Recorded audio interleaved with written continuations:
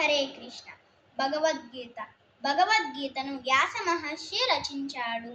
భగవద్గీతను వ్యాసుడు రచించగా గణేశుడు దీనిని రాశాడు అని పురాణాలు చెబుతున్నాయి.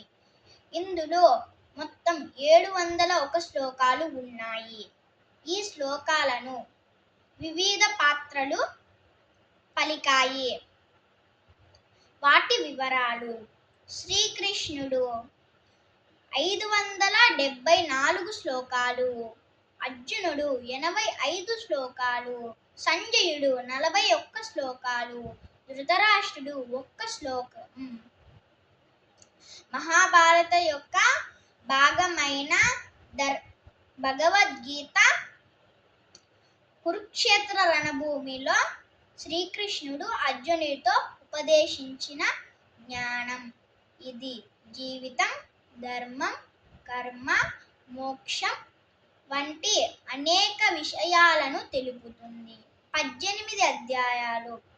మొదటి అధ్యాయము అర్జున విశాల యోగము, రెండవ అధ్యాయము సాంఖ్యయోగము, మూడవ అధ్యాయము కర్మయోగము, నాలుగవ అధ్యాయము జ్ఞానయోగము, ఐదవ అధ్యాయము కర్మ సన్యాస యోగము, ఆరవ అధ్యాయము ఆత్మ సంయమ యోగము, ఏడవ అధ్యాయము విజ్ఞాన యోగము, ఎనిమిదవ అధ్యాయము అక్షర పరబ్రహ్మ యోగము, తొమ్మిదవ అధ్యాయము రాజవిద్య రాజగుహ్య యోగము, 10వ అధ్యాయము విభూతి యోగము, 11వ అధ్యాయము విశ్వరూప సందర్శన యోగము, 12వ అధ్యాయము భక్తి యోగము, 13వ అధ్యాయము క్షేత్రజ్ఞ విభాగ యోగము,